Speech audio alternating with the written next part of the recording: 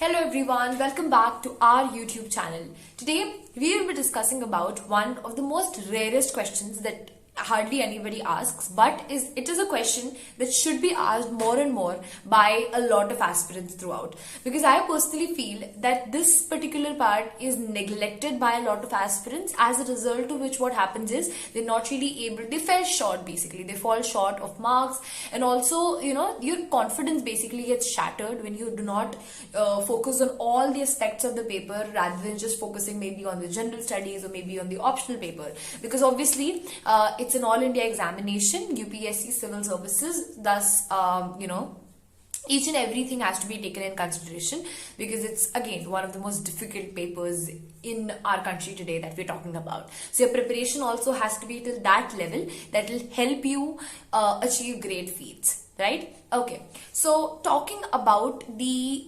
compulsory language paper that is there, that is your paper A in your UPSC. So a lot of people really ignore this topic very easily just because it's a language paper and they think that it's gonna be very easy peasy. But in reality what happens is that it is not that easy that you think, because of course, as I said in the beginning of the video as well, that it is UPSC that we're talking about. So everything will be of a certain level, right? You can't expect it to be easy, but yes, you can expect it to be moderate. And I personally feel that if you are prepared, if you know what you are going for, if you've studied the subject, then I don't think it should be difficult either, right? Because there's no point to it basically if you think that it's just gonna be very tough or something like that. So let's just dive in straight into the tips and tricks as to how do you prepare for it. So I think the first and the foremost thing after going through the syllabus and everything, because obviously that's just gonna be the crucial first step for any kind of preparation that is in relation with the UPSC, because until and unless you do not know what to study, until and unless you are not really sure of the range of the topics which is there, then you won't be able to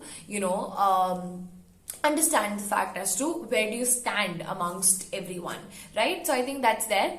Okay, cool. So if we just head straight up towards the tips that is there. So after going through the syllabus, as I said, now is the step and now is the point where you will be also going through the paper pattern as in what is the which particular aspect of it carries a lot of weightage in terms of marks. So I think the first and the foremost would be your essay writing, which is there of 100 marks. Okay, other than that you have your precise writing of 60 marks. Then you have your the subject, whichever language you've chosen, that it's translation to English for 20 marks, English version of it into the language for 20 marks again, right? And then you have your usage of grammar and your basic language for 40 marks. So this is the paper pattern that I just read out to you. So just follow this very closely, and before choosing a language, be very cautious of this. Like this is one of the most fundamental things that people just go wrong with. They just end up choosing the wrong language and then they regret for life, right? Because this consists of huge amount of marks.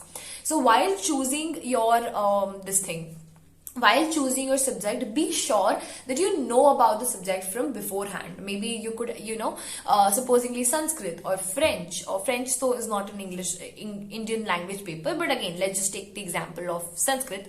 Supposingly, if you have read Sanskrit, say till 10th or till 12th also for that matter, then you can definitely think of going with that, because you do have certain basic clarity in relation to the subject. You would not spend a lot of time in going through the basics, which obviously you will have to brush up, because of course it's basic 10th level and also your the 12th level questions which will be asked. It won't be something which is extremely different, so be very cautious of that. And other than that, of course, answer writing practice, especially of the translation part, because I think a lot of people make mistakes, and also the essay writing practice, because people at times do not know the format of the essay writing. So I personally feel that before starting your preparation, be equipped with the formats of all the of all the things that you're thinking about, because that will play a very, very huge role.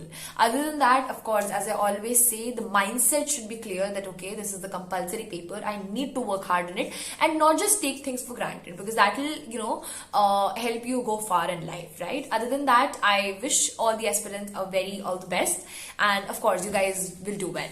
Thank you.